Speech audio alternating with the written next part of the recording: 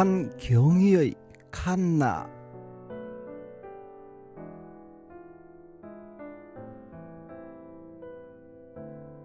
드디어 칸나가 빨간 꽃을 피웠다. 이른 봄 알뿌리를 마당에 심었는데 석 달이 지나도록 미동도 없었다. 벌레가 먹었는지 그러므로 땅만 살찌웠는지 의심스러운 그때 조그맣게 파란 싹이 올라오기 시작했다. 날씨가 더워지면서 빠른 속도로 자라 줄기가 굵어지더니 크고 늘따란 이파리가 멋스럽게 서로 비켜가며 자리를 잡았다.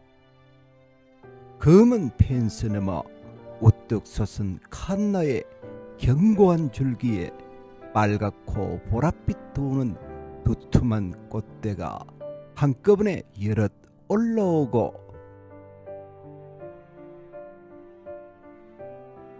닭볕 같은 빨간 꽃이 피었다. 한여름 무더위 위에도 꿋꿋이 꽃을 피우는 칸나만큼 열정적인 꽃이 또 있을까.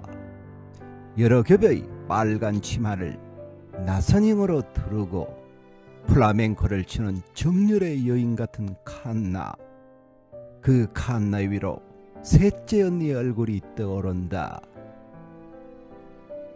언니는 선도 안 보고 데려간다는 우리 딸 부잣집 셋째 딸이다. 동네 아주머니가 셋째 언니의 혼처를 가지고 왔을 때 엄마는 벌쩍 뛰며 대번 퇴짜를 놓았고 당사자인 언니에게는 입도 뻥끗하지 않았다.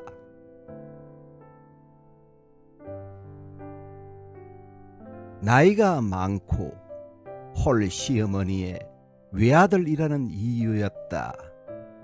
뒤늦게 사실을 안 언니는 그 길로 아주머니 집으로 뛰어가 맞선을 보겠다고 말했다. 집을 떠나고 싶었던 언니는 형부의 직장이 탄탄하니 시집을 가겠노라 선언하였다. 뽀얀 피부에 이목구비가 또렷한 언니는 성격 또한 당차고 분명했다. 단촐하게 살던 형부는 형제들로 북적이는 처가에 자주 드나들며 나이 어린 처제들을 잘 챙겨주었다. 언니의 시어머니인 사돈 할머니는 하나뿐인 아들을 엄하게 키우셨지만 며느리에게는 한없이 자상하셨다. 언니는 시어머니를 존경하였다. 방학 때 가끔 가본 서울 언니 집에서는 낯선 냄새가 났다. 새로 지은 집에서 나는 그 냄새는 시골 우리 동네에서는 좀 채 맡을 수 없는 도시의 냄새였다. 한여름 언니의 단독주택 수도가에는 배달해온 커다란 수박이 물에 둥둥 떠있곤 했다. 너무 커서 냉장고에 넣기도 힘든 수박을 언니는 거침없이 쓱쓱 잘랐다. 수박의 빨간 속살은 어찌나 달콤하던지 언니처럼 자신만만하게 사는 삶을 꿈꾸게 되었다. 어린 나에게 언니는 이상이었다. 연년생으로 아들을 둘 낳은 언니의 이청집은 부지런한 안지은의 성정이 그대로 나타났다. 언니 중 제일 잘 사는 언니로 내 기억에 남아있다. 그 일이 있기 전까지는 칸나가 무더운 햇빛 속에 피었으니 얼마나 목이 마르고 힘이 들까. 한여름의 땡볕 같은 어려움이 언니 집에 드리워졌다. IMF가 터지면서 형부는 다니던 회사에서 나오고 언니에게 돈을 빌려간 사람들이 부도를 맞으면서 가세가 급작스레 기울어졌다. 이후 친구가 하는 회사에 들어간 형부가 적지 않은 자금을 여기저기 끌어다 넣었는데 결국 회사가 문을 닫고 말았다. 넣은 자금을 못 건진 건 두말할 나이가 없었다. 애써 지은 단독주택을 팔아야 하는 상황에서 미안한 마음에 형부는 결정을 내리지 못하였다. 하지만 언니는 냉철하고 단호하였다. 집을 팔지 않으면 이혼도 불사하겠다는 말에 형부가 조용히 고개를 끄덕였다. 피해를 최소화하려는 마음으로 현실을 직시하고 빠른 결단을 내린 것이다. 비관과 원망이 들었을 자리가 없을 만큼 절박했지만 넓은 집에서 남부럽지 않게 살던 언니가 그렇게 아끼던 집을 팔자고 했을 땐 그 심정이 오죽했을까. 언니의 50대는 실행과 함께 시작되었다. 그때는 꿈에도 몰랐다. 경제적 어려움이 시작에 불과하다는 것을.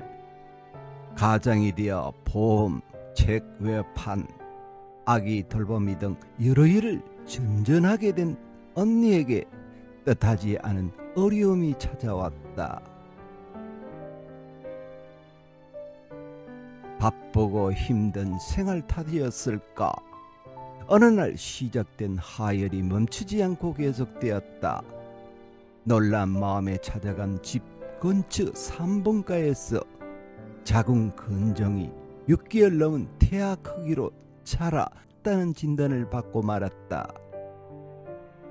똑똑한 언니가 자신의 건강에 대해 자신감이 있었던 것일까? 생활에 밀려 신경을 쓰지 못한 것일까?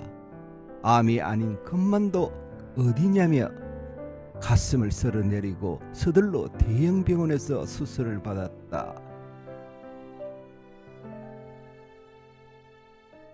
언니의 유방암 진단과 수술, 우리 자매의 충격은 컸다.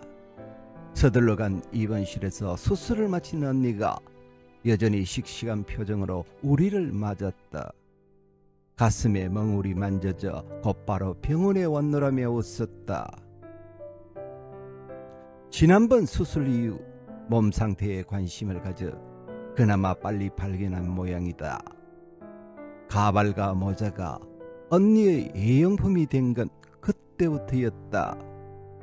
작은 아들이 7급 공무원이 되고 대기업 다니는 며느리를 얻었으니 몸을 추스른 언니가 손녀를 돌보느라 형부와 주말부부가 되었다.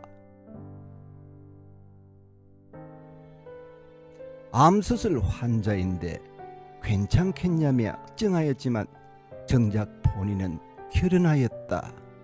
죽음의 문턱까지 갔다 온 언니는 더 적극적으로 삶의 끈을 견고히 다졌다. 튼실한 줄기와 마디가 꽃을 받쳐주는 칸나처럼 강인한 정신력이 언니를 받쳐주었다. 둘째를 낳은 며느리 휴직이 끝나갈 즈음 언니는 식구들과 여행을 갔다 오다 심한 구토를 하였다. 이상이 역역한 병원의 검진에서 위암을 발견하고 말았다. 한 번도 아니고 2번씩이나 암이라니.